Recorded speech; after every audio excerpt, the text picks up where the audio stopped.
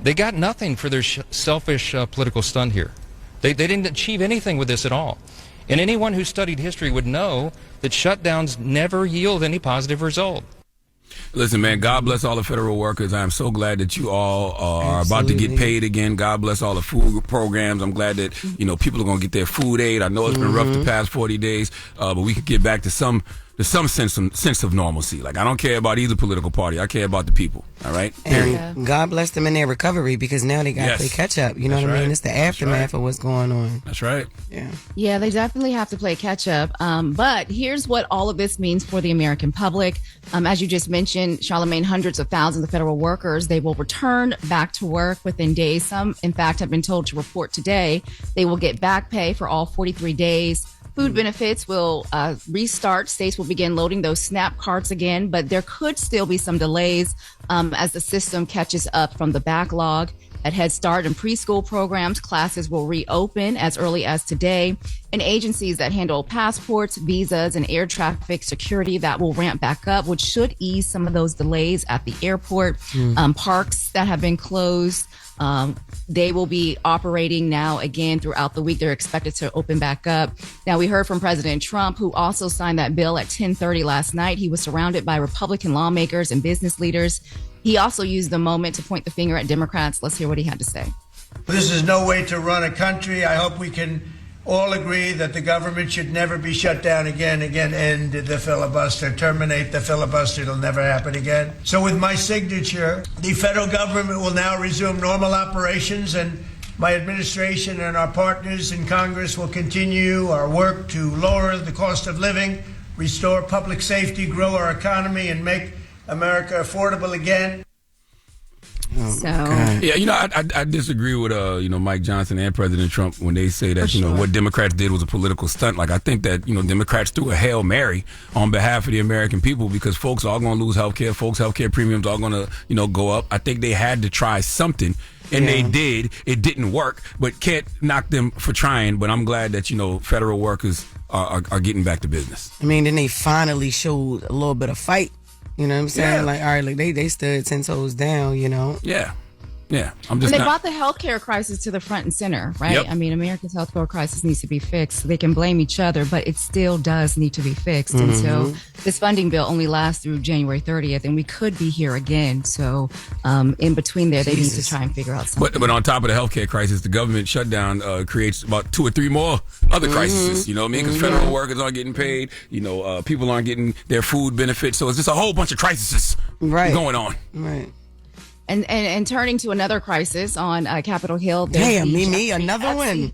There's another one, but this one, Jess, we're going to see what happens with this one. This one is the Jeffrey Epstein files, right? So the House is now locked in for a vote to release those long sealed records. That was after the Rep. Alita Gribalda, she was sworn in.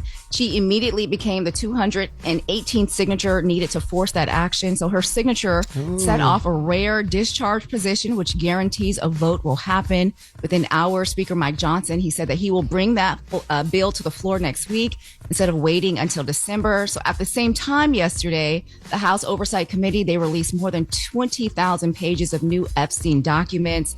And some of those files, they included Donald Trump or Epstein pitching stories to New York Times reporters. They also included Donald Trump or Epstein saying that there's photos of Donald Trump with girls in bikinis in his kitchen, although there is no evidence of those photos.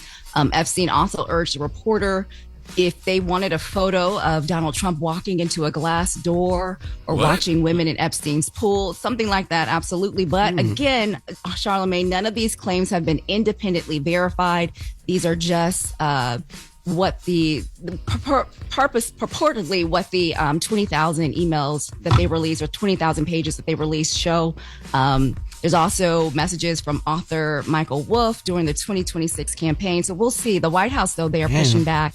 They're accusing Democrats of releasing emails that shape the narrative tying Trump to Epstein. So we'll see what that looks like. That bill is headed to the floor next week. Speaker Mike Johnson said that he will take that up. And so we will see what happens if those files do get released. If they do, unclassified Epstein files that we've been waiting for could actually hit the public. Yeah, that's what people need. People actually need to see visuals. I don't know if transcripts are going to hit like folks want them to, because people don't read. Right, 20,000 pages of transcripts. Y'all gonna have to go through that and get the most juiciest parts and create some AI visuals to go with them for people to actually really take in the information. Something.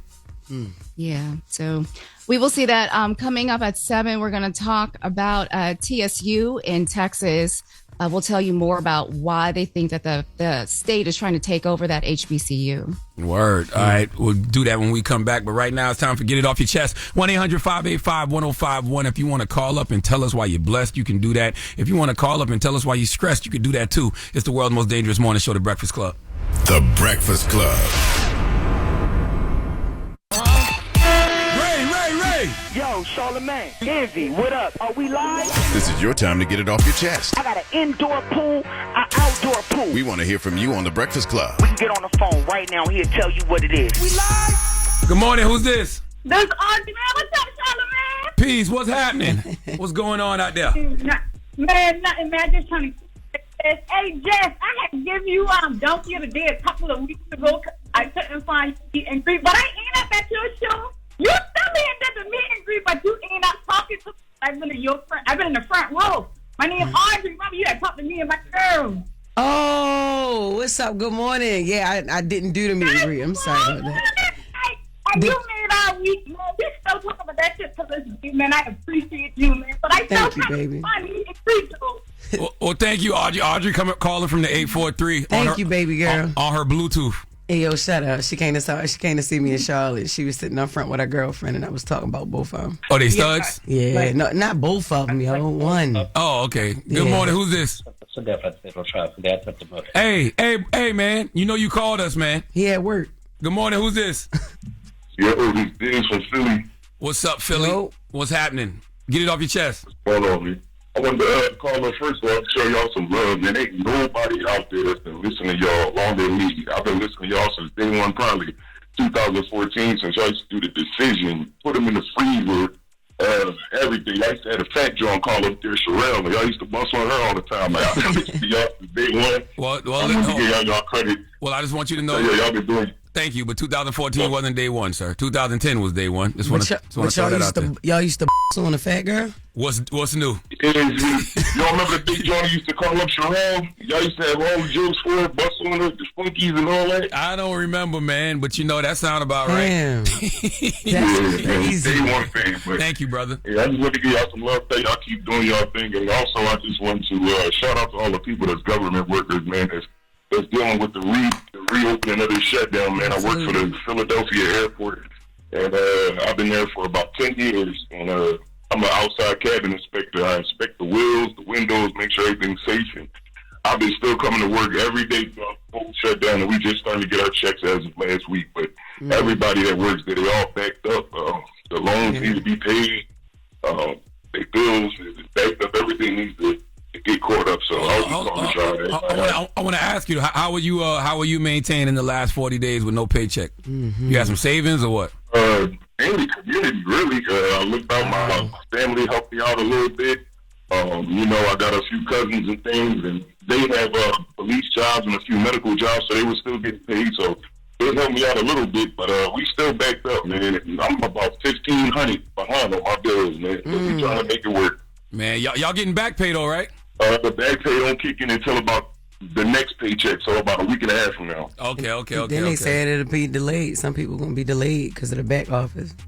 Well, we glad you back on y'all feet, man. Absolutely, salute to all the federal workers out there, man. Absolutely. Get it off your chest. 1-800-585-1051. Call us right now. It's the world's most dangerous morning show, The Breakfast Club. The Breakfast Club. This is your time to get it off your chest, whether you're mad or blessed. I hate the way that you walk, the way that you talk. I hate the way that you dress. Everything with me is blessed. Call up next. 800-585-1051. Not just me. I'm what the culture feeling. Get it off your chest. Who's this? This is Sally. Hey, Sally, what's up, baby? What's up, Sally? How you? Get it off your chest. All right. I just before we get ahead with all these Christmas decorations, can you make sure we can see your address? And why would you hang a wreath on the address? That's just dumb. You deliver? Yeah. You got to say that. I thought you sound like you about to do home invasions. I'm like, what the hell you need to see people's address for? No, these packages about to go back to the station. Oh, I get what you're saying. No, that's you're actually giving a great piece of advice right now. Don't cover up your address for the Amazon and the UPS drivers, FedEx. Who you work for? The blue people. Amazon? Amazon's called the blue people? Yeah, Amazon. Yeah, okay. Got you. Yeah, that's a great piece of advice. Thank you for that. Yeah, I'm glad she still got her damn job. She wasn't one of the 40,000. That's what's up. Good morning. Who's this? Morning. This is JR from Detroit, Michigan. JR from the D. What up, Doe? Get it off your chest. Get off my chest. I got to start the morning off by saying, where Miss Loren LoRosa at? That's the morning starter right there. I need my morning mimosa. LL Cool Band right here. Good morning. Hey, I don't be knowing what be about to happen. Mimosa LaRosa. I know that's right. Yes. I swear to God, that girl is some maple sugar out here. You know what I'm saying? That girl is that brown fine. Ooh. I'm telling you, if you could smell her, you wouldn't feel like that. First of all, you a damn lie. If you could smell me, it'd be all Joe Malone, baby. Roses, what you talking about? Period. Thank you. No, that girl got the pretty toes on the ballerina floor. You better know something. And that haircut. She be smelling like she played basketball before she come to work. Damn. Nah, man. At 6 a.m., you alive. Can't go on my baby like that. This ain't that. This ain't that. Can't come on my baby Miss Mimosa like that. Can't come on her like that. She killing that haircut, ain't she? You see her today? Look at her. Yeah, you should appreciate her up there. She's fine. Thank you. Not she too much. That I be listening in the morning. Listen, put something in a cash app then. Put something in a cash app. Well, is there a cash app? I bless her. Let me see. What's your cash app, my cash app is $. You got to send it to my mom. $ Lois, Lois, boy, BOYD. I don't have cash app. I know her boyfriend probably like, oh, okay. She got a boyfriend? Yeah, she got a boyfriend. And you know what he like? Mom need that money. Send it. Go ahead. If you got a boyfriend, he can't get my money, but we can go out on a date. You can get treated. No, I can't go nowhere with you. But if you want to give to the fund of my mother, don't have to call me and ask. You can go right on ahead. You're like, I don't want your mother. His shoes gonna come untied, and he gonna slip up, and I'm gonna be right there catching him. Oh, no, baby. I'm gonna catch him before he falls. That's a fly line right there. Now, I'm not gonna lie. If I was single, I'd be using stupid lines like that. Your shoes gonna be untied, and you gonna slip up, and I'm gonna be there to catch you. Or whatever. And here go Loren with another dumb line talking about, and I'm gonna be there to catch him when he falls. Period. Don't hit the ground as long as I'm next to him. I do respect the fact that you didn't want a big three, though. You know what I'm saying? What you mean? Because she already got a little tag team back again, so she don't need a third. Can we please retire the tag team conversation? I don't tag team anything. I am a one-man woman happily. And her man be mad, Charlamagne, like when you say that, so when he see you, he gonna run down. I can't wait. And I'm gonna be there to show him the videos. I got 2 videos on my phone right now to back up what I've been talking about. Okay? And I don't know if one is him or not, but he'll be like, no, that's me, but I don't know this other. Right? Now, if he say he don't know either one, you in trouble. Oh, wow. You in trouble. Big 3. Okay? Now it's time for the latest with Loren. Good morning, Loren LoRosa. Good morning. Yes, it's time for the latest. Kanye West might be going to jail. We gonna talk about it. We gonna get into it. We gonna talk about it. There's been a lot of things happening. That's why he was apologizing the other day to the Jewish people. Oh, listen. We gonna talk about some things, okay? Wow. All right, I can't wait to hear this one. Jesus. It's the world's most dangerous morning show, The Breakfast Club. The Breakfast Club. Loren becoming a straight fat. She gets them from somebody that knows somebody. She gets the details. I'm the homegirl that knows a little bit about everything. She be having the latest on this. The latest with Loren LoRosa. Sometimes she have facts, sometimes she have details, sometimes she have a little bit of everything. Well, it's the latest. On The Breakfast Club. Talk to me. LL Cool Bay. Good morning, guys. What's up, boo? What's going on with Kanye? So look, Kanye West is set to perform in Brazil, and there is a city there, Sao Paulo. I've been practicing. I know I still got that wrong. I know you got that wrong. Yeah. What was it? Sao Paulo. Okay. We'll look it up. Yeah. So anyway, there's a place in Brazil that is telling Kanye West that when he comes there, he's set to perform there on November 29th. That if he leans into anything Nazi, whatsoever, they will throw him in jail. So they did this. It's a councilwoman who's leading the charge. She did that through an official complaint that she filed, which she filed on Tuesday. And within that complaint, there are strict orders to arrest Kanye West if he performs his Hail Hitler track. And they also, the prosecutor there also put in some ruling that bans any swastika t-shirts or Nazi symbols of any kind on any type of merch whatsoever, because you guys remember he was selling those things as well. The mayor over there said that police will arrest Kanye West or anyone who makes an apology for Nazism, as in anyone who justifies the ideology. Police will have a team of officers on standby just in case things go haywire. Kanye West and his team could be charged with crimes of racism and collective moral damages. They're even taking it as far as the promoters of the show could also face arrest for omission if Kanye West doesn't fully comply. And last week Kanye West sat down with the rabbi and apologized. We have that audio. I feel really blessed to be able to sit here with you today and just take accountability. I was dealing with some various issues, dealing with bipolar also. And so it would take the ideas I had and have me take them to an extreme where I would forget about the protection of the people around me and myself. People aren't that knowledgeable about the bipolar, the cause, or what causes it, and the way you act when you have this disease.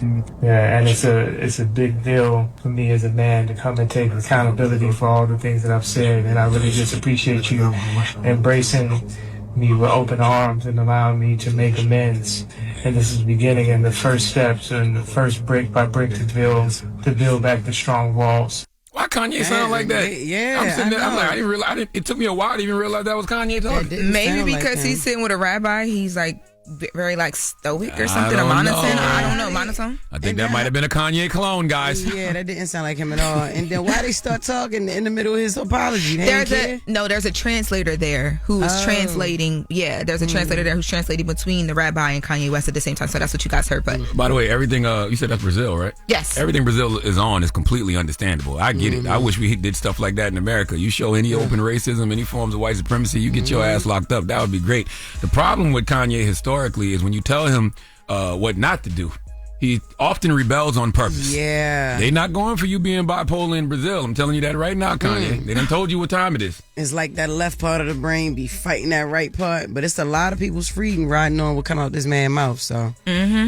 Well, I also will say too, there's been a lot of conversation about, because when the apology popped up last week, people were like, well, why is he randomly doing this? And then there was like these show dates and all these things that dropped, so people feel like, this is all strategy.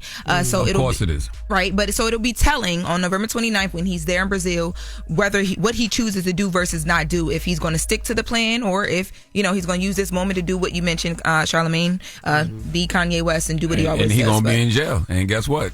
Destiny is not a matter of chance; it's a matter of choice. Okay, in life we all make choices. They gave him a choice, so if he makes the choice to perform the record, he'll be in jail. Yes. I'm gonna tell you what, this is a great story for promotion. This is a great way to promote. I know he not promoting, but if that show ain't sold out, it's gonna be sold out now because everybody wants to see what Kanye gonna say. The shows have been going crazy last week. Because he had Travis Scott at one of his shows, and I'm not surprised because Kanye West, I think, people are still in awe of Kanye West. Oh, he's already been performing? Yes, he was on stage with Travis Scott, and they said that Travis Scott threw some bars at Clips, right?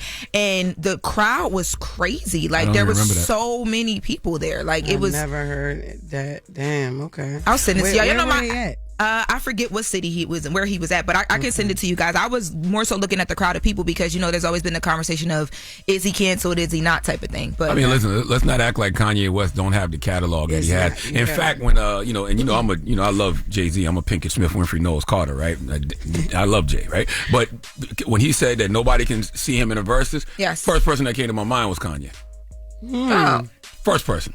Kanye catalog crazy. I love it. Don't get me wrong. I love whole catalog, but Kanye catalog crazy too. I want to correct myself. So this was Travis Scott's 2-night. He had a 2-night show that he did in Japan, and he brought out Kanye West. But when Kanye West was performing, the crowd went crazy. Is what I saw. So correcting that. But still, I think Kanye West will be able to bring out a crowd. But we'll see what happens. Because that news would have been bigger if it was in the States that Travis Scott threw a shot at Clips. That would have been bigger if it was anywhere here.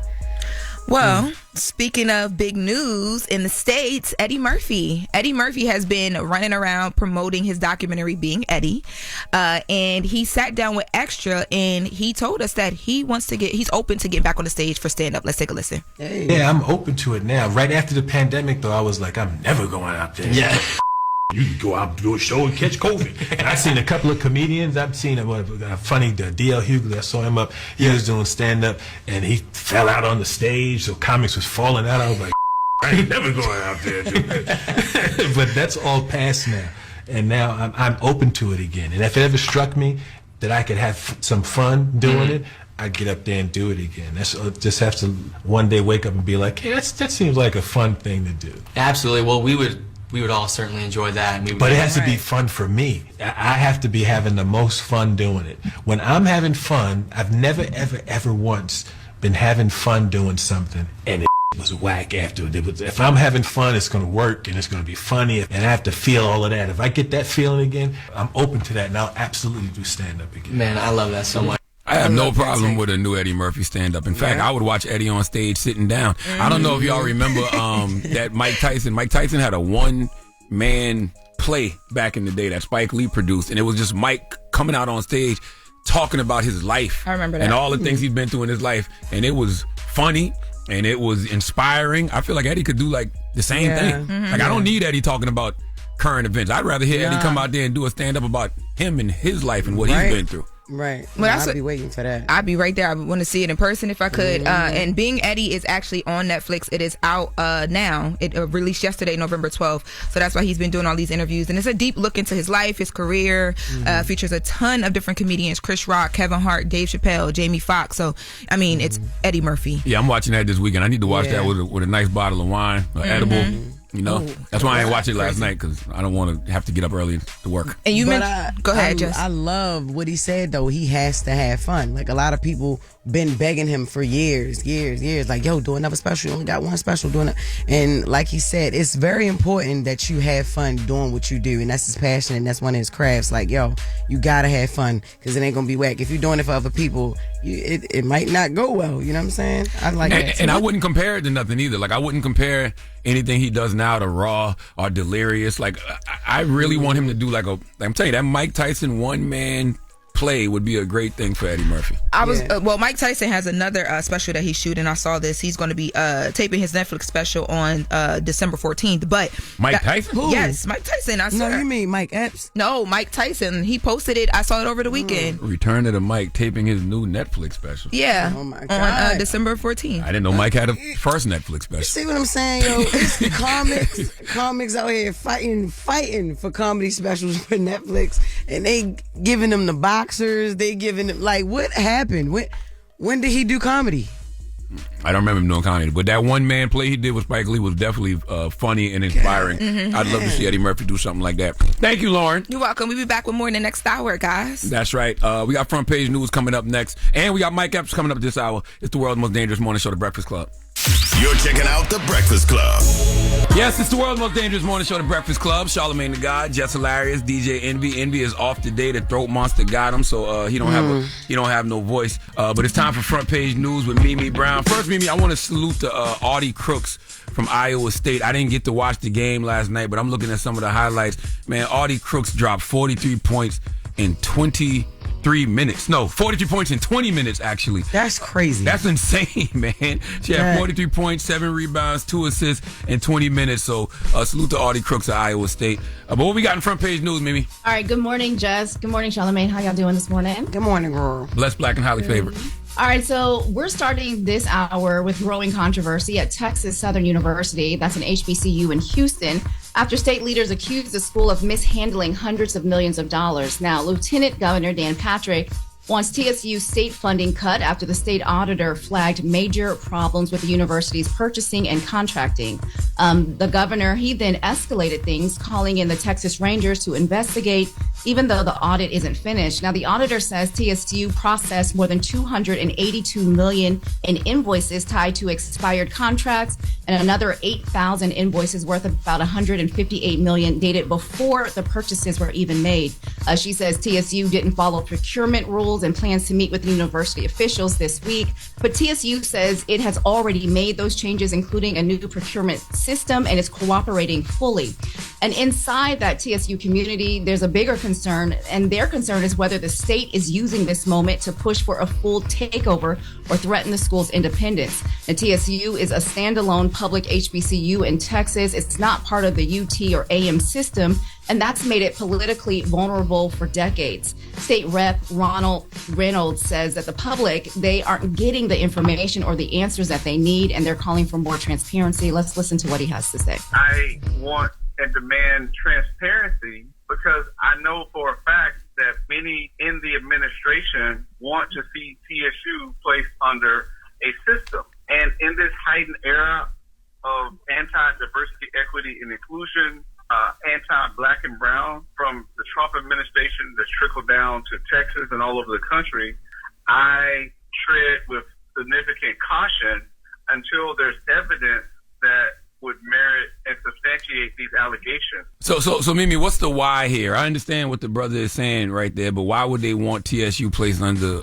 a system? Money. So, former TSU president James Douglas says that, if there's any real issues that they need to be addressed, but sending in law enforcement before the audit is finished, they feel like it's more political theater than process. So what's happening is he's pointing out that the Board of Regents, so the people responsible for the oversight, they are appointed by the governor. That's the same governor that I said just sent in the Texas Rangers who are, they want to investigate. And so what they're trying to do, what they think that they're trying to do is take over that HBCU and put it under state control, put it into the AM systems and be able to control the school and control the money.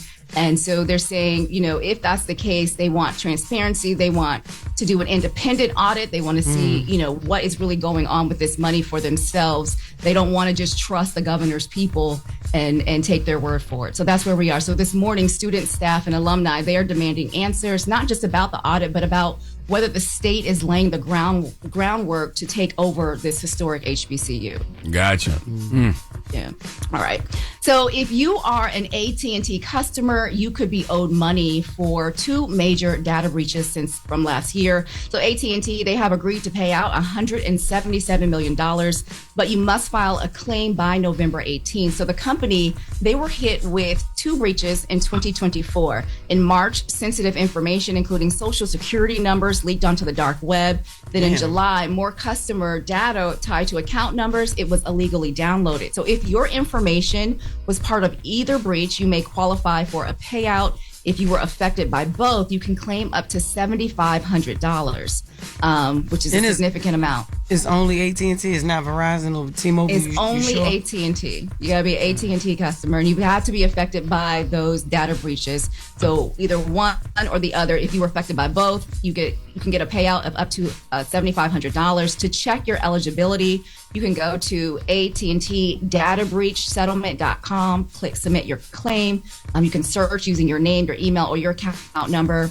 You can fill out something online, a claim online, but it must be postmarked by Tuesday, November 18th, which is coming up next week. And again, Jess, as you just asked, it is just for AT&T customers. But if you are, it's worth checking because that payout is significant. You said $7,500? Yes, $7,500. That's better than a stimulus check. Yes. So it is. Damn. So it's like, I believe if for one it's $2,500, for the other it's $5,000. If you were, if it happened to you for both, you get that $7,500. So let me tell you something, Mimi. I'm gonna tell you why knowledge is power. Because you just gave that information out. There's a bunch of people who didn't know anything about that, and now some of them people are gonna go to ATTdatabreachsettlement.com to see if they're eligible, and they're gonna get blessed. Yes, they are. Yes, just do it by November 18th, which is Tuesday, so that you make sure that you get your money and fill out that form. Y'all got 5 days. ATTdatabreachsettlement.com. All you federal workers that's trying to get back, okay, you're trying to get really back on your feet. That can really help you catch up on some bills. I wonder how long it takes for you to get the money, though. Yeah, that's a good question. That'd be the thing. Maybe there's a question and answer portion on the website. I don't know, but definitely you want to get that filled out. You got to start to be able to, you got to be in it to win it. So start by filling it out and following up with that. All right, y'all. Well, that is your front page news. I'm Mimi Brown. Follow me at Mimi Brown TV for more stories. Follow the Black Information Network. Download the free iHeartRadio app or visit BINnews.com. Thank you, Mimi. Thank you, Mimi. Thank y'all. When we come back, we got the icon living, Mr. Mike Epps. He's going to be joining us. They are going back on the road. They're doing another We Them Ones tour starting in February. But Mike will be here to talk about that and the Upshaws and comedy and all kind of stuff, man. It's Mike Epps. It's the world's most dangerous morning show, The Breakfast Club. The Breakfast Club. Morning, everybody. It's DJ NV, Jess Hilarious, Charlamagne the Guy. We are the Breakfast Club. Loren LoRosa's here as well. We got a special guest in the building. A legend, an icon, man. Stop introducing Mike Epps like you regular. Okay, goddamn right. There you said it. The icon, the legend. And like I said, I don't even know why he got so much going on. I had to check to see what he's up here for. I'm not going to lie. I saw that they said Mike Epps was here for the We Them Ones tour. I said, it's a typo from the last time he was here. There's no way they about to go back out again. Again. 36 Mike Epps, ladies and Going gentlemen. out again. Yeah, hey, how y'all doing out there in the world, man? Breakfast Club, baby. We on the Breakfast Club. I be watching this all the time, but and I say to myself, I wonder when I'm going back again. Anytime you want to. Yeah. You know what I'm saying? Mike Epps did the first skit with the Breakfast Club we ever did. I did? Yes, you did. I don't remember. Remember when the girl was holding the food and he smacked the food out her hand? Oh, yeah. I never did get anything out of there. I never did get nothing from it either. Never got a check or a piece of cake, a bottle of wine, or none of that. On the wall? Is he on the wall? Hell no. Look how y'all treat me. Mike on the wall? Nope. Wow. Ain't on the wall, man. But see, that's what I wanted to come here and talk about. You know what I'm saying? I wanted to talk about the neglect that has been going on with the Breakfast Club. Talk to me, Mike. And Mike Epps. No, man. You a legend. You an icon, Absolutely. man. And see, I'm ready to do like Birdman, Brian Williams on y'all right now. All three of you. You too. You too, yeah. Go ahead. Yeah. I ain't gonna say it no more. What we be doing? What happened? No, I was just sitting there watching all them clips. You almost got in like several different fights in here. You say that so nonchalantly, Yes, right? so articulately. Yes. God, I was don't be worried about that shit, Mike. I know it, but they was just showing all the different clips of, and everybody that wanted to fight you was like this close. Yep. Who you think would have won out of him and Beanie? That was the craziest one to me. They don't be the funniest. I would beat your ass right now. They standing like arms length away from each other. I'm sitting here watching. I'm like, this right there. I've been in worse situations, man. I know, man. That is just hilarious, though. I'm like, damn. What makes you want to go back out on the road so soon? I feel like y'all just ended this tour. Well, you know what? That's my thing. That's the thing about me. I never leave the people. Yeah. And that's because Hollywood they don't trust me 100%. Even now? White people do not trust me, man. And I've been working on it for years. How don't they trust you? Well, yeah, I think you proved yourself. Times 30. No, I don't know, man. I feel like I've always deserved bigger opportunities. But I do be getting big opportunities. Mike, you just did 6 seasons of a sitcom on Netflix, man. I know. What you talking about? I'm greedy. That's a big I deal. want more. Like, what is it that you want You that sell you out haven't gotten? every show. What's bigger that I want? Yeah. I want to be in some more movies with white people because it means money. When you see me if you catch me with a honky, the money gonna go up. Yeah. But when you think about black honkies, make your money go up. Go ahead. I ain't hear that word in a long time. We got to bring that word When you back. think about black comedians, it's not too many black comedians who've had hit sitcoms. I'm talking about sitcoms that have lasted more than television 5 work. seasons. You know what I'm saying? There's only a few. Like you got the Cosby Show, you got Sanford and Son, right? Martin. I don't even know if Bernie Mac did Bernie do 5 seasons. I don't even know. God bless the dead. I'm not sure. No, I don't know. But I've been it's a handful. Yeah, I've been blessed to still be in the business, and that's how I stay in the business, man. I wake up every day like I'm just now getting in it. Like I never got in it. I never celebrate myself being in the business. I'm never bragging or I'm always a fan still. Yeah. I'm always looking at the business from a fan's eyes. Like if I look at the business from a fan's eye, I ain't gonna never fall off because I know what the fans like and what the fans want. And I'm even judging myself like a fan too. Like, oh, that ain't gonna work. Bernie Mac and Jamie Foxx had 5 seasons. You got 6. Damn. That's a big deal, man. The Wayans brothers, I don't know how many seasons they had. That's a big deal, bro. It is. It's pretty good. And you on Netflix. On Netflix. That's a big deal. One of the hardest platforms to get on and to be successful on. So shout out to all to Netflix. For giving me a Ted Saranda, giving me the opportunity, and Wanda Sykes and Kim Fields, just a great team of people, and that's the key to succeeding. You have to have a great team. And nobody's doing this by themselves. When you see somebody successful, you can best believe it's a team behind them that made them, that helped them propel. Now you going back out on the road. Yeah. We done One's Comedy Tour 2026. You didn't, it feels like you just got off the road. Right. How do you get a chance to create new material? Because usually they say material comes from living life. That's right. But if you always on the road, where's the material coming from? I mean, if you look at the news, the is just hanging off the tree. It's just low-hanging fruit. Every day it's some new And that's the thing about being a real comedian. A real comedian ain't sitting there writing. You finna get it right off the cuff. Just like you catch me coming out the bodega. Damn, Mike, what's that? And I say some funny That's a real comedian right there. We ain't got to write. I ain't got to write I ain't got to write. You catch me walking down the street, I'm going to be funny. Catch me at the drugstore, I'm going to be funny. You catch me wherever you catch me at, I'm going to be funny. And I just feel like that's what I do. That's how I write. And if you come and see me that night at the comedy show, you're going to hear some shit that happened that day. I'm talking about it right on the stage, and I'm going to make it funny. So I trust my funny. You was talking about the honkies, right? Do you feel like Hollywood truly respects black comedy legends the same way they do white ones, or is that respect something y'all still got to fight for? Oh yeah, we definitely. Let me tell you something, man. Anybody black in any situation, you still gonna have to fight. It's a fight. I never seen a race of people that quote unquote are successful and still have to prove themselves. Never. I don't see another race that has to still do it. And it's even harder for us because we doing it against each other. We our biggest competition, each other. I was looking at. I was at the strip club. This was years ago. Years ago, he said that quick. Yeah. But I was at the strip club. Why you look behind it to make sure, like you ain't know your wife came here with you or not? She got ways of being in places like this, man. No, but I was just in the strip club. I was just thinking to myself, man, these dudes are really in here competing with each other, throwing the money, and they got another guy to come out. And this is just a scenario for life. They got another guy to come out at the strip club and throw money, and then after you throw your money, he collect all the money and take it back there to the girls again, and that's how they get you to throw money.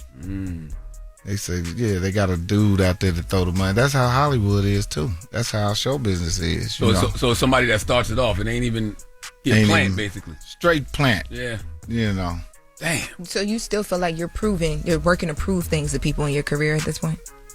Yeah, because I was just listening to everybody talk about how bad of a movie that was that Denzel and Spike Lee just did. With A$AP Rocky, that movie. Right. They was just talking about it wasn't a great movie, and I'm like, damn. Literally, when they were talking about it, it damn near made you forget it. That it was like, man, Denzel was in that movie. Like, it wasn't a great movie. You damn near forgot about everything he did because you was focusing on the fact that it wasn't a good movie. You know what I mean? So, one mistake in our culture can cause people to not with you, which is weird as hell to me. I don't get it. But what you said is true, though. They catch amnesia. But what you said is true. We'll push the narrative. Yeah, you know what I'm saying. Yeah. like we'll go so hard against each other.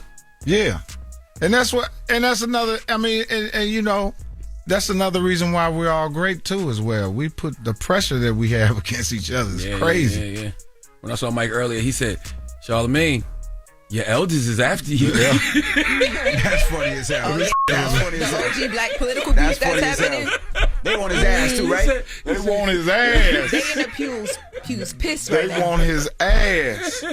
But see, you got the platform that you guys have is unstoppable.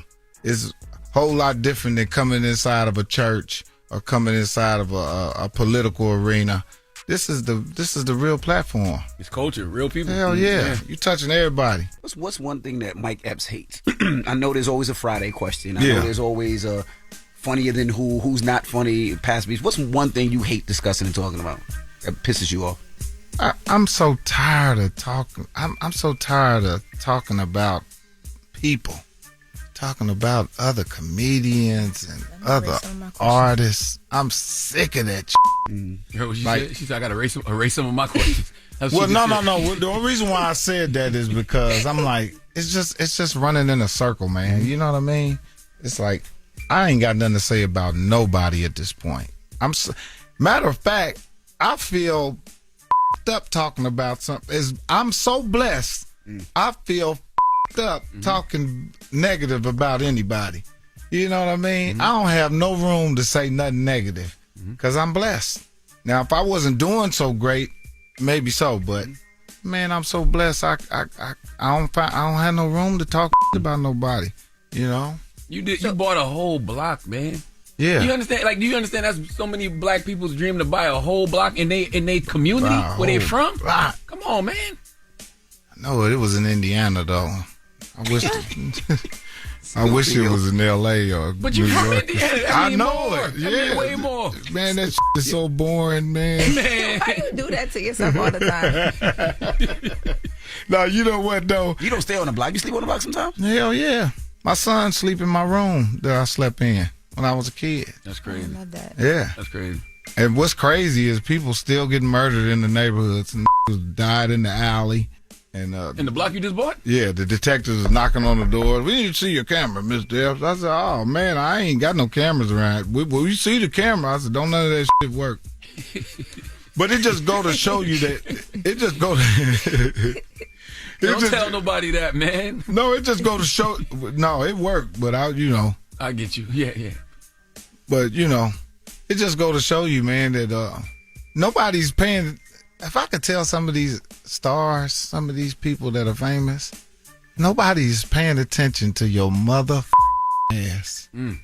That's another thing I hate. I'm like, some of these people are in delusion. Like, you're wasting fucking security money. Ain't nobody fucking thinking about you. I wish I could just take a chart and just show all the artists and just point at them and say, ain't nobody think about your fucking ass. Ain't nobody think about your. You can walk around by your goddamn self and save your security money. You don't need no security. People love you. Why do you have somebody around you all the time? Because I walk around this motherfucker by myself. I don't have no security. You never got punched in the back of the head, though. See, I done got punched in the head on camera, Mike. Twice. You up here calling people the boo-boos? Well. Yeah. Well, Charlamagne, I think you're gonna have to do something. Like what? You gotta pop that pistol on somebody's ass or something. At least once. They gotta know you will do it. The security. They don't gotta know you will do it. Once they know you will do that, you can walk around this motherfucker by yourself. Hell no, then you be like, look at this threw his whole life away. You know what I'm saying? Because Mike Epps told me to shoot somebody. Well, you ain't gotta shoot nobody. Yeah. But I just said that to say this, that most of these people walking around here that are in entertainment business, just live like you're a normal person. I agree. Just live like you're a normal person so that you can enjoy this shit. Because most of the people in the business are just pretend. All this shit is copied shit. I see the entertainers walk in with I'm like, that's some shit he's seen somebody do. With the coffee in the hand and the dude is walking, the guy got his hand out. What the is going on? That irritate the shit out of me. Some nigga watching me every 5 minutes to see if somebody gonna do something. I always said to myself, if I was trying to get somebody, I'm gonna him and that security up. Both of y'all up. I'm gonna get the security first. Cause that's who's supposed to be protected. Let me get this first. And then I'm gonna get just that, so the security don't work. That don't work. I guess it keeps down. But if I catch a that be talking with a security, get your punk ass out of here. Don't give me a head start. Cause once you go for security, the other one going. That's what I'm saying. The other one gone. So some of y'all need to save your fucking money. Ain't nobody thinking about your ass.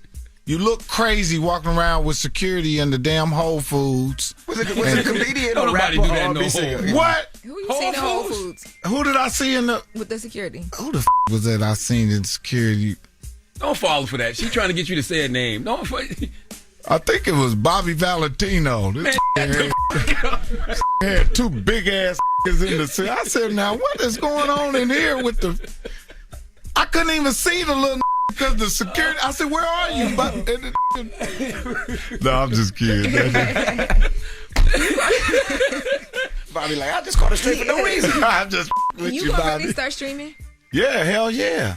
I'm gonna start streaming. I went on that little kid. What's his name? Kai. Man, he was a straight fool on them. And I'm sitting there looking at.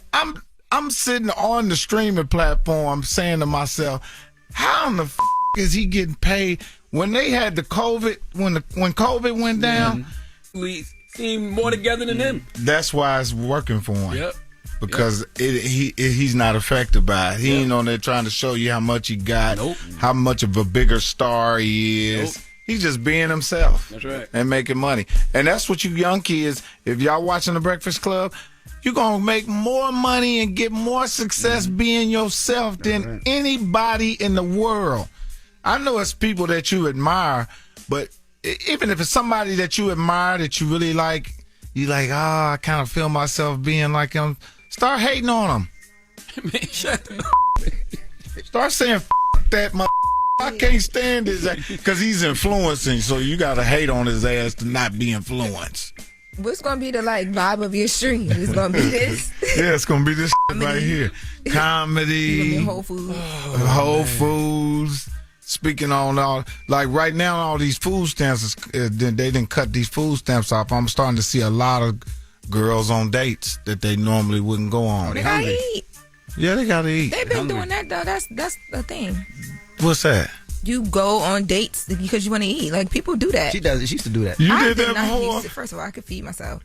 But I know. Have you ever did it before? Before. You be like, I want to go here. I don't want to pay for it. This is back in the day. Not happening now. I'm great where I'm at right now. I love my man. You're getting money. Yeah. But you don't want to pay for something. You have a person you call and be like, oh, I know he'll come and pay for it. So boom. Wow. That's crazy. That's how. So sugar daddies, if you're listening to this, listen to how you're getting screwed over. They know what time it is. A sugar daddy though? Oh, she loved going to an alumni party. That's First her of all, thing. She like what is that? At the colleges, she like going to the old alumni parties. I get paid to be there. It is work. We are not going to do this because my man is not going to appreciate this. I don't need to be in no alumni you party told to me find that one time. nobody. I love You going a to them old lie. alumni parties. You told me that. Lie. Yes, you did. You and that little bald head like, over there. I love going to them old alumni parties. Them old men beyond me. You told me that.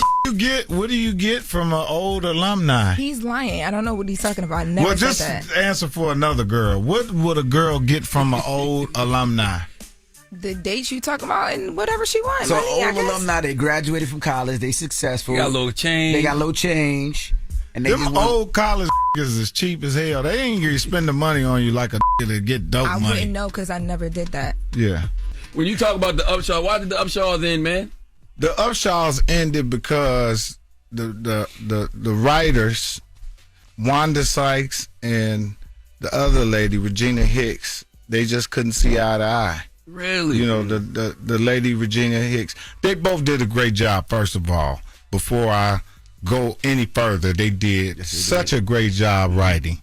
We had the best writing team. I mean, man, the writing team was incredible, but I think the lady Regina, she had an agenda that she wanted to push with the show. Mm-hmm. You know, and everybody didn't agree with it all the time. You know, they wanted the show to go this way. Show started off this way, and then it started slanting. Then it went over there, and then it went over there. We should have just kept it right there in the middle.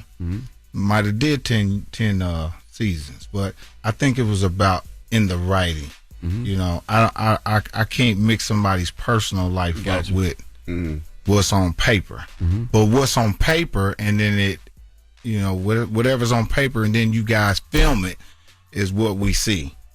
So you know, nobody's paying attention to nobody's personal life, you know. When you say in the writing, though, is it how they were trying to bring it in, what the stories were around, like the character, like what exactly in the writing is the issue then, though? Because her personal stance has to come into her work on screen. Not necessarily. She played a straight woman on the show.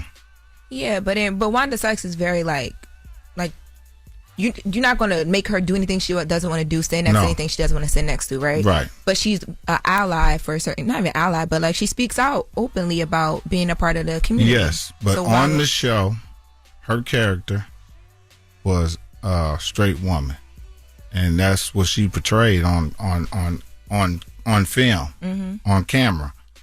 But in the script, and that wasn't the issue with the script. That was just one out of a million things that, you know, I think personally might have kept the show from going. I mean, if you really want to think about it, the kids got grown. You know, we really couldn't go no further because of that. The kids, you know what I mean? The kids are, you know, that's what they do on these TV shows. When the kids get older, they cut the show off. Once the kids get older, you can't write stories around them because it's like, damn, kids are grown now. But like I said, it was many reasons why the writing at the end started becoming a little different. We actually, in the middle of the seasons, we kind of lost it. But then in the end, when you see this season right here, you'll see we end up getting it back. You know, but it ran its course, man. And again, I'm thankful that I've been able to be on TV for 6 years. But don't that frustrate you though when two people, I guess, can't get along, so a whole production goes down the drain? Yeah, hell yeah. And you know what's crazy about that situation? I used to go to Wanda all the time and tell her, "Hey, Wanda, you know, I need somebody to fight for me in them rooms, cause I ain't in there to fight for them." And I've made it this far in my career being non-confrontational. I let so much go. I let so much happen because it's not that serious, and I'm always looking at the big picture. I don't never look at the little small potholes because I know I'm trying to make it to the end of the road. So, you know, a lot of my success, I wouldn't even have it if I was, oh man, well I got a problem with this, and no, y'all got to change this, and no, that irritates. Man, you got to go through life like whatever. What means the most, and all that little shit, because the little shit stops you. That's right. You gotta not pay attention to none of that little shit and focus on the prize, and that's what I did with this show. You know, I always focus on the prize. I never went in the writer's room. I might have went up there 1 or 2 times, but if I got a script and I'm sitting on the set and I'm reading it, I'll tell them, hell no, I ain't doing that. I ain't doing that. Because when you're doing television and you sitting at a table read and you guys are doing a table read, when you come back the next day and you get on the set, the script gonna be different. You like, now this ain't the shit I read sitting at the table. Because every night they go in there and rewrite. So, you know, that's... The Upshaws always felt like it was written from real life, so I always wondered, like, how much of you, the man, is hidden in that show's, like, humor in the heart? Like, all of that right. Because I think at some point they started going on the internet digging in my real life. Damn. What part? All that watch the show. If you watch the show, you'll start seeing all kind of... I'm like, damn. And I got offended by that. And then I said, you know what? This is what's going to make the show good. I can't get offended about something that's real and true. Let them write it. I stopped getting upset about it because some of that is, I'm like, that is me. I'm like, well, the is on the internet. You know, the is on the internet. I fell out with my daughter. The is on the internet that I had multiple baby mamas. The shit is all this, everything you want to write is on the internet. So you can write a whole script off just Google Mike Epps. I wanted to know, last Friday is happening. Are we getting Chris Tucker back? I don't know if we're going to get, they said Chris Tucker, Cube said he been talking to Chris Tucker, but I don't know. I might have to run around and catch his ass coming out of one of these Bible studies or something to see if it's real. But me, Ice Cube, Aaron Magruder, and DJ Pooh were just together sitting in a room writing this movie. This movie gonna be crazy. Now, you know when you say Aaron Magruder, you excite the whole goddamn internet. Aaron, that's the creator of the Boondocks, Black Jesus. For people who don't know, he's a genius. Yes. Like, that's something special right there. That's top tier writing. Man. Yeah. And I think that's why Ice Cube went and got him, because he's gonna bring that to the movie. And not to say that we wasn't gonna make it hot like we've always made it hot, but this is going to give it another extension on it. Aaron Magruder and DJ Pooh need to be the only ones writing that script. Aaron Magruder, DJ Pooh.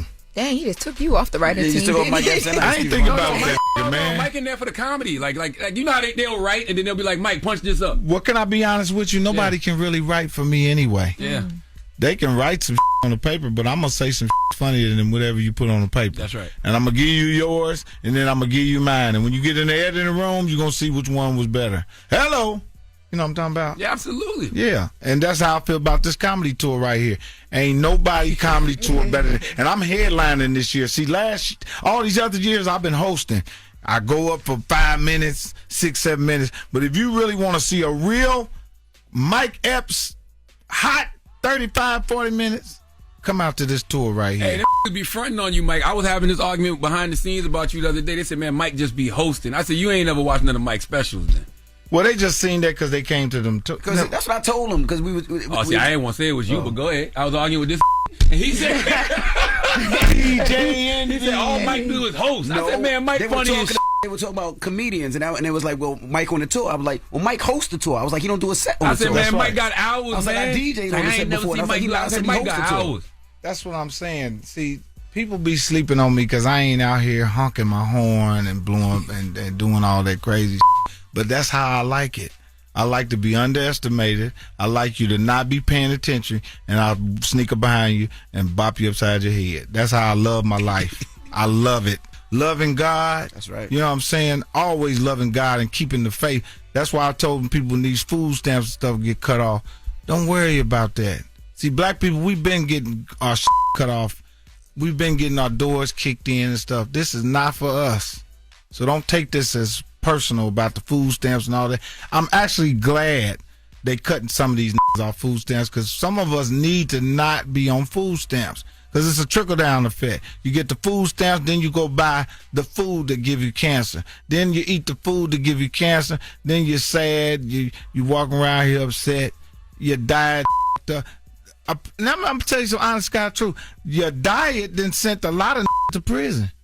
They're going to take all of this and put it on Fox News. Yeah. And it's going to say, Mike Epps says, you niggas don't need to be on food stamps. You think so? Yeah. And you going to go viral, and they're going to call you MAGA Mike. MAGA Mike is crazy. You got to finish the joke now.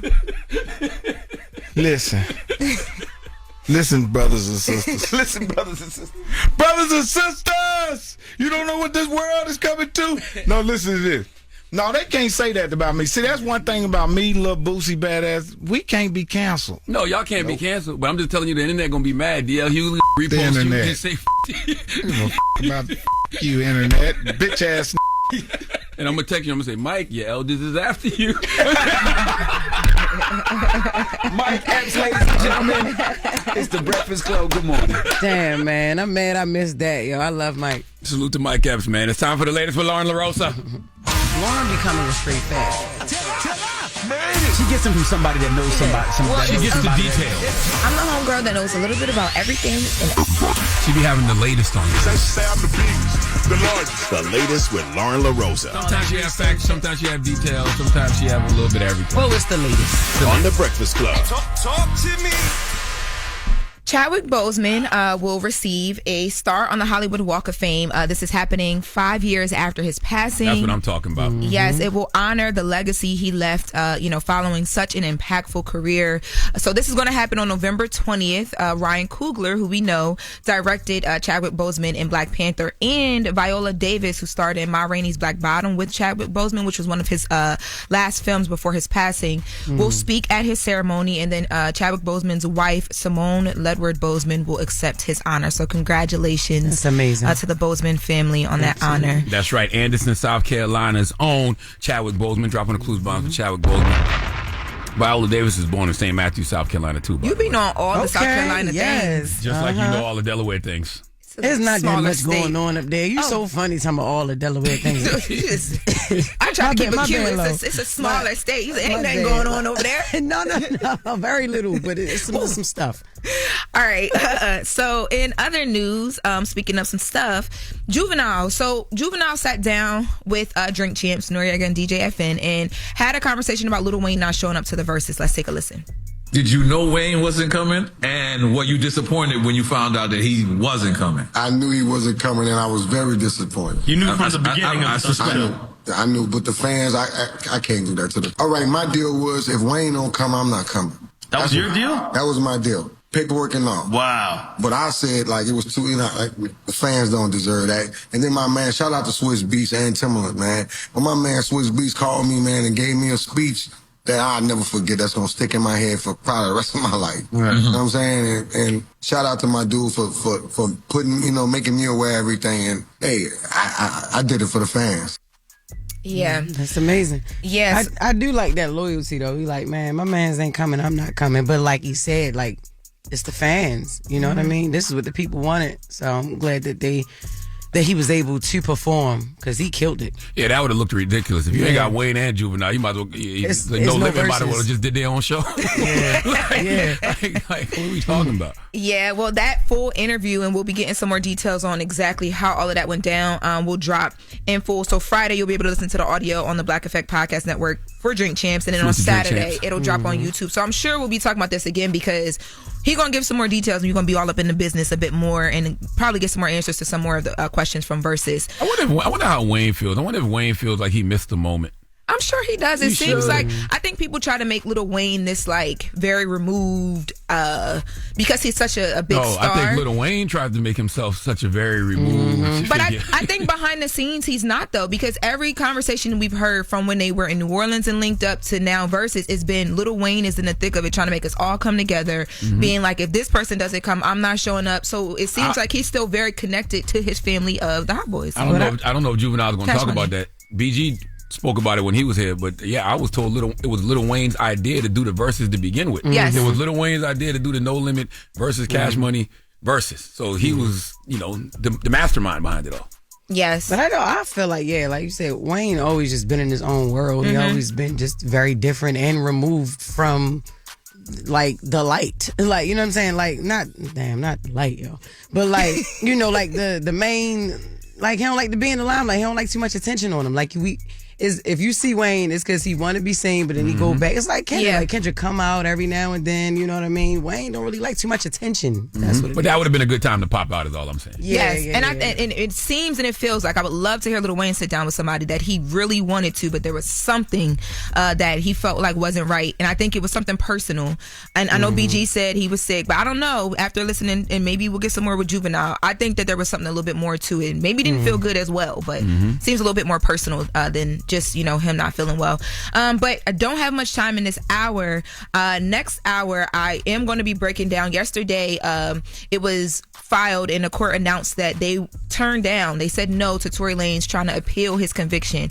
He is currently serving 10 years for the 2020 shooting of Meg Thee Stallion, and he's been saying that he's been unfairly convicted, and the court is saying that no, we upholding this. You haven't, basically. Yeah, no, you haven't. Can I keep going with it at this point? No, we don't have the time. Okay, yeah, so we'll bring it back in the next hour, and I'll be breaking down exactly why they said no to his appeal and what this means for him. Yes. Somebody asked me. Well, thank you, Lauren. You're welcome. What they say in the chat? No, I was going to say thank you, Lauren. Now somebody got to ask me about Donkey. Oh, now who you giving your donkey to? Yes, because I was going to sit here and tell somebody said something. We forgot Envy. Envy. Sitting there looking right dumb. Because the throat monster got Envy, man, so he Oh my can't God. talk. You And can't let me even tell hear you him. something. That used to be my name back in the day, honey. Throat monster? Girl. Let me tell you something. Okay, what? Tell Right. No, I mean, I already told you. That's it. I used to like throw monster. And that's exactly what you You want to married, be girl. somebody 57-year-old rich auntie so bad. That used to be my name. Who you giving your donkey You know it's going to to? be funny when it's a 57-year-old uncle doing that in the future. I used to be the throat monster. Listen, there's going to be a lot of future 57-year-old uncles in the future. Unkies, okay, aunties. Auntie. Please, wait, did you just transform the to the? I didn't even mean to do that. Okay. That means to stop. 4 after the hour, okay? We're going to tell you why men need to learn how to move on. This is a great example of it, okay? We need Samuel Christian Lund to come to the front of the congregation. We'd like to have a word with him. You're checking out The Breakfast Club. I was born a donkey. It's the donkey of the day. Bunch of jackasses. For the donkey of the day. That's pretty funny. Charlamagne the devil? Possibly. The Breakfast Club. I agree with you. That's a good topic. We're going to do that one. Donkey of the day for Thursday, November 13th, goes to a 37-year-old Oregon man named Samuel Christian Lund. Samuel is facing a slew of charges. Say slew, Jess. Slew. I want y'all out there to know that you never want to be facing a slew of charges. Okay, when they do a write-up on you and they say you are facing a slew of charges, you cooked, okay? And it's going to take a slew of money to get you the least possible amount of jail time when you are facing a slew of charges, okay? But Samuel is facing 5 counts of attempted murder. All right, 4 counts of unlawful use of a weapon, 2 counts of unlawful manufacturing of a destructive device, along with 1 count each of first-degree arson and being a felon in possession of a firearm. Yeah, he's going away for a few presidents. Okay, Beyonce and Jay-Z's youngest kids will be old enough to drink, and Samuel will be in prison celebrating his 15-year anniversary with his prison bae. Okay, but let's talk about how he got there. See, Samuel allegedly detonated a bomb at an apartment after he learned his ex-girlfriend was hooking up with another man. Loren LoRosa, she heard me listening to this clip from the Poor Minds podcast earlier. Salute to Dre and Lex. Make sure you subscribe to their podcast on the Black Effect Podcast Network. Listen to this clip. Is boring sex a red flag, and should it be a red flag for women? No. Because I think some people just whack. Ooh. And some people coochie whack too. Ooh. And y'all get together and y'all have whack ass sex. Now, Lauren, what'd you ask me after you heard this? I said, how is somebody's coochie whack? Like, I just can't fathom the idea. Well, that's probably a discussion for another day, but I know that if this man is willing to detonate an explosive device after learning that woman is giving what he used to get to another man, then dare I say, her poom poom must be the bomb, okay?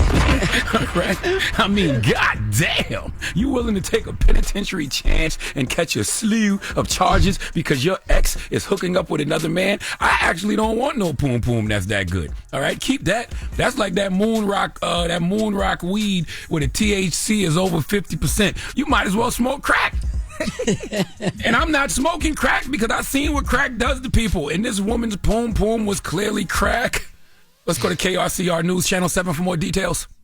Police are investigating an explosion at a home. Last Thursday, deputies responded to North 10th Avenue on a report that an explosive device was thrown at a front door. Investigators found evidence of gunshots as well. Authorities discovered this was a targeted attack, and the suspect may have known the victim. After a search warrant at the suspect's home, 37-year-old Samuel Lund was arrested after he briefly tried to flee. Investigators also found additional explosive devices in his home. Lund was taken to the Washington County Jail and is now facing several charges, including attempted murder and arson. That was Fox 12, by the way. Yes, the woman reportedly told cops her ex-boyfriend, Samuel Christian Lund, had been sending her threatening text messages the day before after he learned she was hooking up with another man. Listen, man, emotional intelligence is so necessary, okay? People with high emotional intelligence, they stay calm under pressure, which helps them make more considered and well-balanced decisions. It disturbs my spirit to have to tell some of you men, a woman moving on from you doesn't justify you turning into a domestic terrorist. Okay, this is why women are choosing the bear. Now, I could already stop right there and give Samuel the credit he deserves for being stupid, but this is when it gets good. See, I like to watch people really double and triple down on their lies because it reminds me of something my daddy used to say to me, and that something was, when you lie to me, you're not lying to me, you're lying to yourself, because I don't believe this foolishness you telling me. And I know the police didn't believe Samuel. See, when they confronted him, he reportedly admitted to sending the messages, but claimed he didn't detonate the bomb. No, he didn't detonate the bomb. However, he did tell police he had experience with explosives and had a bomb in his backpack in his garage. But I had nothing to do with the bomb going off at her apartment, officers. I promise. Yes, I did threaten her and tell her I'm coming for her, and a bomb was detonated. And although I have experiences with explosives and a bomb in my backpack in my garage, it wasn't me. Wasn't me. First of all, who has extra bombs just lying around? Where do you even get bombs from? Did he order it off Amazon, Craigslist? Do you buy a couch and join a militia in the same afternoon? Second of all, I know for a fact you're about to spend more time in prison than time you spent with this woman in a relationship. How the hell does that make sense? Men, you got to learn to move on because there's going to be another woman, but you cannot get back that time you're going to spend in prison. What happened to people stunting on their exes by glowing up? Okay, becoming the best version of yourself. Get in shape physically, mentally, spiritually, emotionally. Make them look at you in the future on Facebook and kick themselves for losing you. Okay, not end up in prison and make your ex say, I knew it. I knew it. All her girlfriends like, I told you he was a loser. You lucky he didn't kill you, girl. This is the short-sightedness of revenge. Wounded ego plus bad decisions equal a consequence you have to deal with for a lifetime. Please give Samuel Christian Lund the sweet sounds of the Hamiltons. Oh, now you are the donkey of the day. You are the donkey of the day. Yee-haw. The chat want to play a game, Charlotte. Nah, he white. Chat didn't even need the theme We music. can play a game, though. The chat said they want to play a game. Y'all want to play a game? Let's play a game of Guess What Race It Is! Samuel Christian Lund, 37-year-old Oregon man, got mad because his ex was hooking up with a new boo, so he blew up a bomb at her apartment. Guess what race he is? Jess Hilarious? Either Middle Eastern or white. Damn! What Middle Eastern tune you got, Red? Okay, Samuel Christian Lund, 37-year-old Oregon man, facing a slew of charges after he found out his ex was hooking up with another man, so he blew up a bomb at her apartment. Loren LoRosa, guess what race he is? Definitely white. Whole lot of mayo over there. Damn. Hey, yo, we ain't got no song for Middle Eastern people. Man, shut up, man. For real. Listen, I want Loren LoRosa and Jess Hilarious to know that both of you are absolutely correct. Samuel Christian Lund is Caucasian! Okay, all right. Big cool, white. Cool. It's Capitol Hill riot white. But it did give a little, you know what I'm saying? Could have been Middle Eastern, but we got to put some music in there. It could be the meet me at the good to get the good to get the it got to be that, yo. I like that. Wait, is that on? Is that like a God. one? First of all, he was Caucasian. All right. Okay, leave it at that. He was Capitol riot white. All Nice, right? I told you. Yes, this is a human jaw of Hellman's. He looks like a big blob of sperm. That's crazy. That's crazy. Absolutely. Is that a smirk? I knew it. Because they'll do it again. He don't care. What you mean? He don't care. That's the kind of night out. Do it again. The system's on his side. That's what that look like. Ain't nobody never try to blow up nothing for y'all. Boom, boom. I was gonna say something. What you about to say? Don't be dumb. I'm not. I'm not. Somebody say thank you, Charlamagne. Thank you. Oh, thank you, Charlamagne. Yes. Now, next we got Jess Fix My Mess, Yes, we y'all. do. Listen, I'll be fixing your mess if you got problems at work, problems with your spouse, problems anywhere. Call me up at 185. That ain't the number. What? 1-800-585-1051. All right, there we go. It's The Breakfast Club. The Breakfast Club. Baby, it's the real deal. Help me. Help me. Oh my God. I'm all up in your mess. I'ma fix it. Fix it. Fix my mess. Fix it. Fix it. Just gonna fix your mess because my advice is real. Good morning. Who's this? This is Anonymous. Hey, Anonymous. What's up, girl? What's wrong? So I'm engaged, and me and my spouse been together the last 2.5 years. Congratulations. We got into it, Oh, thank you. Solid. People whatever. So we went to marriage counseling, and there was an issue of him on social media, and it's just an ongoing issue. So my question is it controlling for me to ask him to stop following butt-naked females and stop hearting and eye emojis and drool emojis on all of their pictures and videos? Is that controlling? Is that an insecurity, or is that respect? No, it's not controlling. It's not insecurity. It can develop insecurities, definitely, but no, it's respect. It's just that he has a lustful eye, and he's not supposed to. He's about to be on his way down the aisle with you. You know what I mean? So he's not supposed to be doing that anyway. You know? No, it's not controlling. Did he say you were controlling for requesting that? So I'm a type of person who, if we have an issue, keep it in the relationship. As you should. He's the person who's going to call his friends, his family to validate his issues. And his sister called me controlling and said that I have insecurities, that is just social media. I need to get over it. Yeah, it don't... See, man, people be mad when I say stuff, but it don't really sound like this the right family to marry into. I wish a sister would call me to tell me what's going on and my house is wrong and all that. Like, what? Yeah. Nah, he got to check them. Actually, it ain't even about him checking them because he put them in y'all business. So all of this is his fault. He not supposed to do that. So I was hella confused because I'm like, we're in counseling to fix our issues, to work on our issues and build our trust. But then you back door and do some shit like this. And I'm like, I'm sorry, I don't mean to cuss, I'm sorry. But how does this build trust if you go ahead and do these things? I'm telling you my issues as my spouse. You want to fix it or work on it. If I'm telling you I'm more of a spiritual person, we both go to church, we both been taught and learned at the same time what not to do in the Bible. This is a weak flesh, and you feel like it's just social media. I don't know these people. They don't know me. Yeah. Do you feel like you guys are equally yoked? Do you feel like y'all are aligned morally? Like, do you feel... Well, actually, obviously, no, because what you're telling me, no. All right, do you see any improvement? Because obviously this been a thing. He been doing this in previous relationships for a long, long time. His family got too much say. So he should check himself first and then check them and stop putting them into his business or whatever. And then they should just know I shouldn't... All right, even if you go and vent to the people that you love, because that's usually what people do, don't go back and say nothing to my fiance. That's not... Don't let her know that y'all know my business like that. At least have a level of respect where it don't get back to me from them, because now they looking at me like I'm crazy. And then when we get cool, now they still got the issue, you know? So have you seen improvement with counseling? I'm like, okay. Every time we go to counseling, he go back and he have an issue. He want to shut down. But I'm like, she's not just telling you about your issue. She's also telling me about my issues and what I have to work on. It's not a biased thing.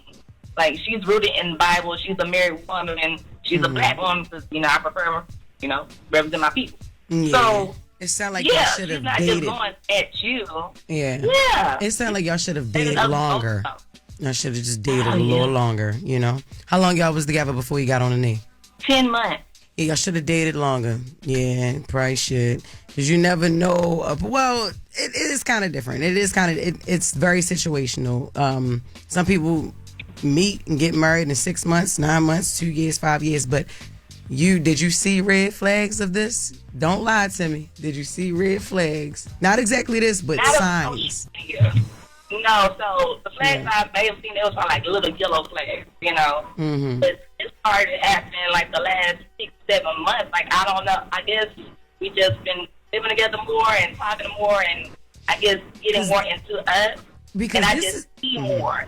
Because this is more than one issue, babe. This is him not keeping y'all business, within the household. This is him on social media with the lustful eyes, and it sounds like you dealing with a lot before you're not even married yet. You know what I mean?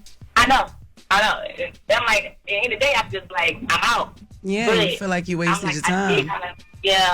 I made this commitment that this is my person. At the same time, he's not valuing me as a person, as the person he's supposed to be protecting, Yeah. So I'm like, Yeah, I ain't even gonna hold you. It's you know what to do, Since it's such a problem for him to be with you, you know what I mean? I think you know what to do. I appreciate appreciate everything. I No love y'all. problem, Listen baby. y'all all the time. Love you Peace. too. When somebody say they love you, Charlamagne, what you say? Oh, I love you back. Oh my I God, love you someone more. please. I used to say I love you back. If I actually know you, I say I love you more. You know, but I was wrong watching porn. What? She ain't say watching porn. He follow women. No, yeah, he on wilding with social that. Yeah, he media. wilding with that. He got to cut that out. Yeah, but like, if you just watching porn, it ain't cool. But he porn. leaving messages and hard eyes, he wilding. All that. Like on that's social media. crazy. Like people be acting like social media not real life. Like, don't you know your girl got an Instagram page? That's crazy. Good morning. Who's this? Good morning. This is Val. Hey, Val. You all right? Yeah, I'm good. I'm kind of mad at you, but we're going to fix my mess first. All right. I'll help you first. What's up? So, Jess, I stay giving people money, man. Yes. Everybody always needs something. My rent is late. You know, I got to do this. My car is broke. Da, da, da. Mm-hmm. But when it comes time to pay Val back, ain't nobody got no damn money. I understand. But then they're going to ask for money again. But the type of person that I am, you know, I just stay giving people money. It's hard out here. I find what I can to give people, but then when it comes to payback, even $20, like people owe me thousands. $20. Hey, Val, you know, I don't got it this week, da da da. How do I start saying no? Put your tongue at the top of your mouth, right? On the roof. And just make a ocean. Charlamagne, and just shut no. up. That's what you... Val made it, everybody. Just no. Just say no. Let it ring from the mountaintops. The type of person I am, how my grandmother raised me, is if somebody needs to eat, you feed them. Somebody's going through something, you help them. Mm-hmm. Okay. But these people out here, they just... How do you feel after you help them out? Honestly. I feel great because I helped them. You know, they weren't evicted. Okay. You know, they got a car to go to work and whatnot. Mm-hmm. But it's just, I feel like it's just the loyalty or the, like, you know, somebody help you, just make an attempt to do right, you know? Yeah, well, you can't expect people to be like you, babe. It's a lot of people that, and you know, a lot of people will take advantage of you too, pull on your heartstrings because they know that you are that girl who grandmother taught her never say no to somebody. You know what I'm saying? Not never say no, but always help somebody. You know? Yeah, you said your wife. Yeah. Like you have to. I know your wife be mad at you. I know, cause now I know you married and you. And what's yours is hers, and what's hers is yours. You already met me before. Yeah, don't act like you don't know all the studs. Yeah, what's up, nigga? Exactly. What's up? Yeah, exactly. What's up? Hey, what's up? You met me. Yeah, shorty. Yeah. Well, tell me why you mad at me, yo. Please tell me. me. You met me at the Virginia Bone Comedy, like, what was it, in June? When you was down in Virginia. Yes, ma'am. And I was sitting right there. I spoke to you. I stood up. My wife stood up in the back of the crowd, the white girl. Yeah. I gave you some weed. Yeah, let's hear more. And I was supposed to get a meet and greet, and I didn't even get a meet and greet. Oh, my God. Damn. Yo. The only time she ever wanted meat, and you couldn't even do it. Yo, exactly. Shut up. Jess, you don't remember me? Yeah, I do. Thank you for the weed. I got pictures with your homeboy. He was wearing the Bulls jersey, everything. But nothing with you. And I listen to y'all faithfully. That wasn't her homeboy. That was her best friend, Sheena. That was my brother, Desi. Oh, that was my a fault. guy. Yeah, he took time. He took time to talk to me. But you just... The club, look, so, you know, the club wasn't set up for that. You know how the ceiling was falling, and then it was so hot and the air was off. I was literally catching a flight at 7 a.m. to go to Mexico for me and my wife's anniversary. I saw you were coming, and I was like, yo, let me book a last-minute ticket. And I sat right there, right next to the stage. Mm-hmm. You dapped me when you left and whatever. Yep. I gave you your weed, and then that was it. I waited for my meet and greet, almost missed my flight. But it's okay, Jess. I dapped you. I don't even be touching people, but it was something in you that I saw, and I was like, no, this is I love that. But then you still ignored me. I hit you in your DMs like, yo, Jess, what's up? Nothing. That's right, Val. Don't you forget nothing, Val. All right, you know how to... Charlamagne, let me just let you know, I got your book. I got DJ Envy's books. I follow y'all, like, for real. I just see my book signed, Charlamagne. I got you, Val. Well, look, Val, let me send you a book, because I know you and your wife got a kid. Yeah, we got 2 kids, a 15-year-old daughter, expensive as Okay. and a 10-year-old boy. Okay, all right, cool. So, Tell Deaf Do We Parent. So, I'm dropping my book, but I'm gonna sing you one. So, Deaf Do We Parent. It's a And co-parenting Dr. memoir. Umar gonna be real mad at me, Charlamagne, because my wife is white. I heard you say that. Yeah, she I right. ignored it on purpose. Yeah, she right. She right. And that's the crazy thing. Her wife was in the back. It's like you didn't even sit with her. Yeah, damn right. I wanted to go to that show. I sat in the front. That's what I'm talking about. VIP ticket for you, and then put Shorty in the back. Yes, I did. I put her with her kind. You thought she was sitting with all the white people? Yes, she was. Oh my God. Listen, I'm so Jess, sorry. let me babe. tell you this. I'm funnier than Sammy J. You sit down and have a conversation with me, you would have me open for one of your sets. I bet you. I already know. So look, I'm coming back to Virginia, but this time I'm coming to Richmond in 2026 on my new tour. Don't Play With Me. So you gonna get it? You gonna get a ticket, and then I promise you that time I'm a really. You should give her tickets, Jess. You should give her a couple of tickets. No, I'm already giving her a book. That's too much. Make her free a shit. white wife pay, but give her one for free. Oh, you know what? Yeah. Oh, she left. Hello? You hung up on her? Yeah, I jumped No, up. man. Damn. Why you do that, Red? No. It's MV Y'all ain't get 2.0. valid information. But I remember that. Because I be messing with people during the show, and she said she was there with her wife. I'm like, where? Her wife was in the back. She put her wife in the back. The Damn. wife stood up and was like, it's me.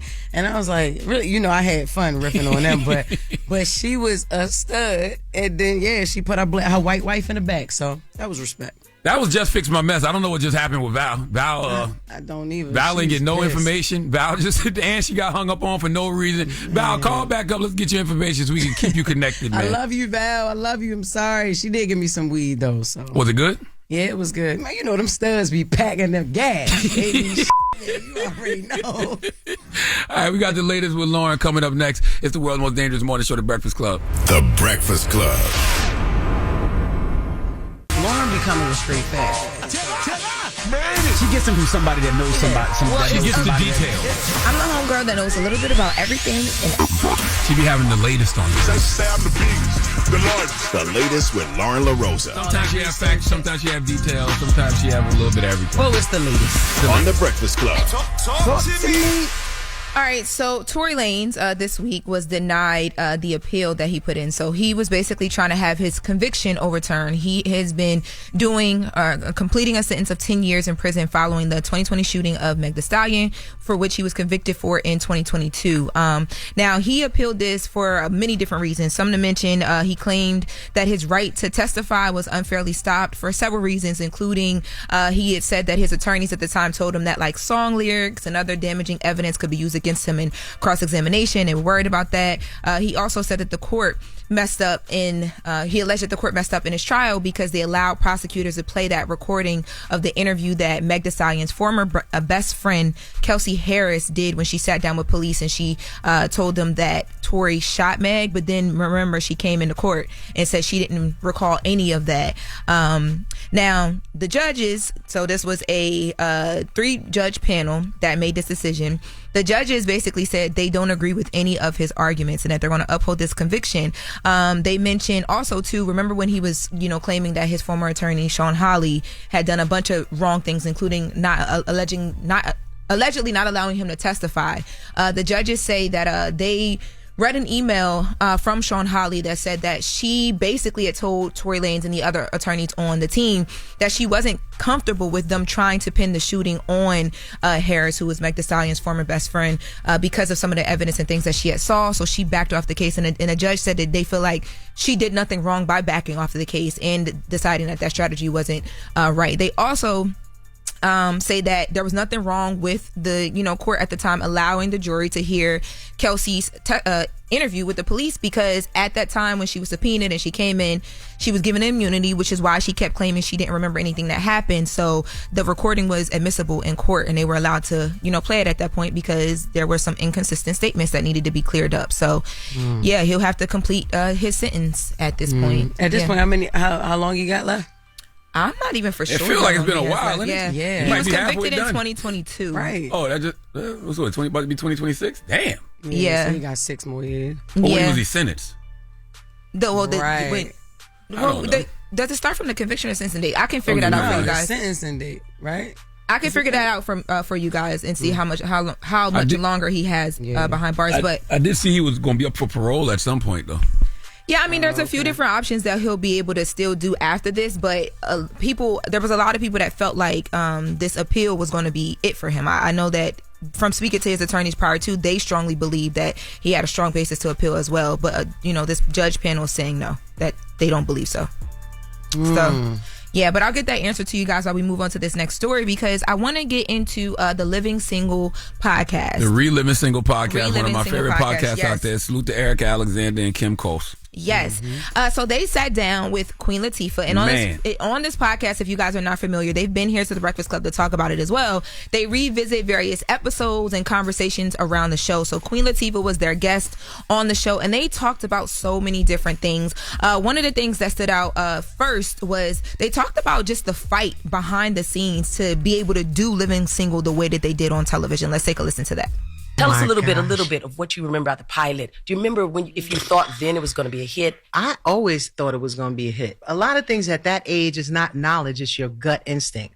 And you were 23 years old, right? Yes. 23. Yeah, I was, from Jersey, but I knew we had something. I mean, that was the goal. But once we got y'all, I was already like, okay, Kim Coles, this is crazy. Yvette was like on the come up, and then you, and then Kim Field. Come on. To me, it was also the success of Martin and Fox being this kind of burgeoning network. There was space for us to grow. I mean, it was a fight because we had to fight for everything. Fight for the identity of the show. Fight for the class of the show, to show 4 different kinds of women, to show 2 different kinds of guys, to show what Black people look like who are upwardly mobile, headed towards success, struggling, to be, entrepreneurs, like the whole we were all up becoming. and down. Yeah, we were all becoming.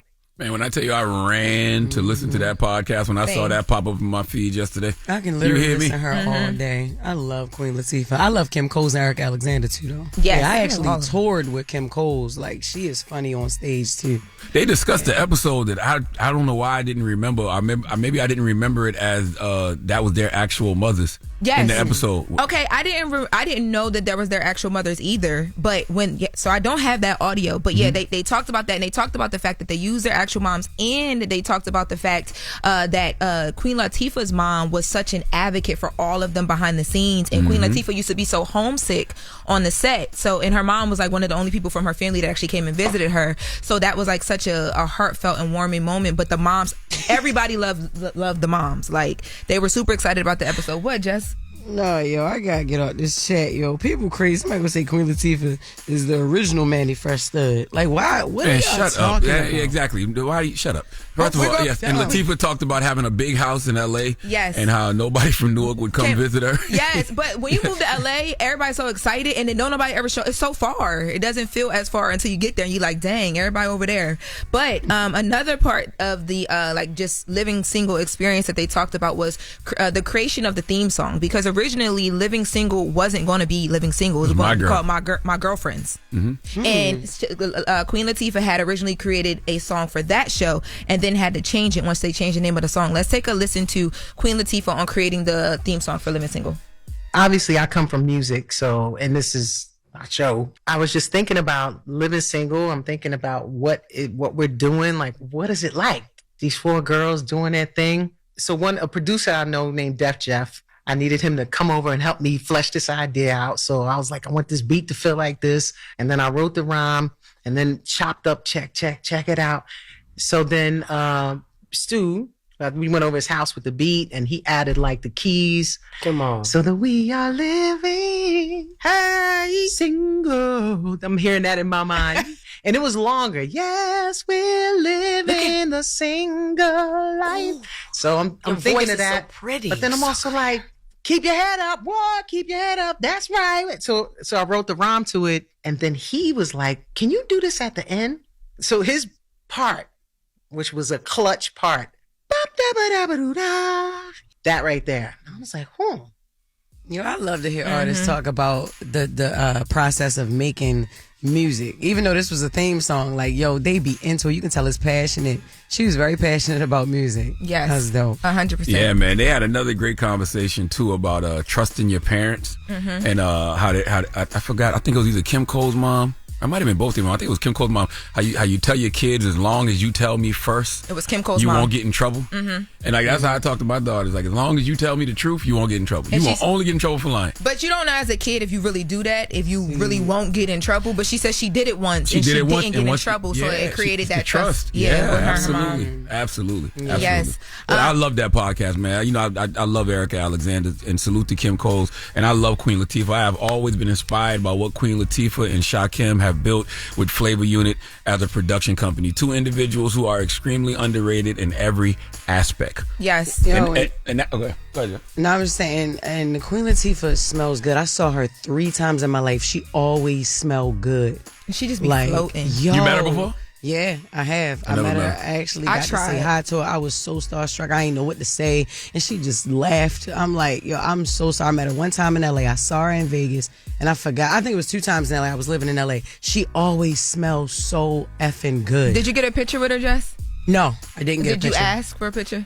No, nigga, Okay. I just asked for a hug. She gave me one. I asked for a picture and she said, this was like 3 years ago in LA. She said, if you take a picture, you'll have a photo of the moment. But if you live in the moment, you'll remember this experience even more. And I was like, okay, no picture. Right. I was at I think it was the Standard in LA. Yeah. And it was like after a party. She was in a little deli area that they had. Did she smell good? Yes, she smelled good. I would love to meet her. Jason She was Lee, all the things. Jason Lee knows I love her, so he had her do a video for me one time. That's dope. Yeah. Oh yeah, they're really close. Yep. And, by the way, that's a conversation I'd like to have. People always ask me who I'd like to interview because we've interviewed a little bit of everyone. Shakim and Queen Latifah together, that's an interview I would like to do. Yes. To wrap this up, I did want to go back to the Tory Lanez questions that you guys had. Jess, you were right. So your sentence begins on the day of sentencing, not the day that you're convicted. And he is eligible for parole. And if he doesn't get parole, he'll be incarcerated until 2033, but he's not eligible until 2029. And if he does the 2033, he has 8 years left currently. So, but it depends on kind of where that falls. But yes, that's the end. And make sure y'all go check out that full conversation on the Reliving Single podcast. It is a great, heartfelt conversation. We didn't even get to all of it here, but go check it out. That's the latest for today. All right. Thank you, Lauren. That's right. Now, when we come back, we're going to have the People's Choice Mix. Now, Envy ain't even here. The throat monster got DJ Envy. Okay, he can't even talk, but I bet you about to listen to a mix with him talking all over it like he been here throughout the whole show. I don't know why he does this. He pre-recorded it. Whatever. Okay, Yo. So 1-800-585-1051. If you want to request a song, call us right now, even though it's a pre-recorded mix. But hey, you got nothing else to do with your time, right? You be busting Envy. It's the Breakfast Club. Yes, he do. You're checking out the Breakfast Club. Yep, it's the world's most dangerous morning show, the Breakfast Club. Charlamagne the God, DJ Envy, Jess Hilarious. Envy wasn't here today. The throat monster stole his voice. Now, the reason I keep saying the throat monster stole his voice, because it's just like on Space Jams when the monsters steal people's powers. You know what I'm saying? The throat monster stole his voice yesterday, so he wasn't even able to talk. He tried to, talk this morning, and he sounded crazy. Oh, he sounded crazy. Yeah, Yes, he sounded did. crazy. Throat monster got him. But Jess, you got some shows coming up? I do. Tomorrow I'll be in Perrysburg. That's Toledo, Ohio. Make sure you get your tickets. We are, I don't know if Saturday is sold out or not. I remember yesterday when I last checked that there was only a few tickets left. But JessHilariousOfficial.com. Get your tickets. I promise I will be doing meet and greet at the end of every late show. So whether the show is 9:30 or 9:45 on Friday or Saturday, I'll be doing the show. Whew. And also, my book is available for pre-order. Till Death Do We Parent. It's a co-parenting memoir reflecting on the journey of me and Rome raising our son Ashton. So pre-order anywhere you get your books. You're gonna love it. Word. Make sure you do that right now. And that is it for us today. I want to salute to the good brother Mike Epps, man. They're going back out on tour in February for the We Dem Ones comedy tour, 36 cities. So make sure you go to the website and see if they're coming to a city near you. They go out every year. Yeah, they do. God damn. Man, I love that. I was supposed to be on that tour, but my schedule don't permit to it. I was gonna be the only girl on that tour. Yeah, I think they got Just Niche on now. Oh yeah, Niche Funny. Funny. So, yeah, they got Just Niche on it now. Yeah, shout out to them. Well, we got a positive note? We do have a positive note, man. I know this sounds crazy, but I'm going to tell you something. I was born in 1978. And one thing that I've realized in my life, when I look back on every single moment, everything, and I do mean everything, happens for a reason. So trust the process, even when you do not understand it. Have a great day. Breakfast Club, bitches! Y'all finished or y'all done?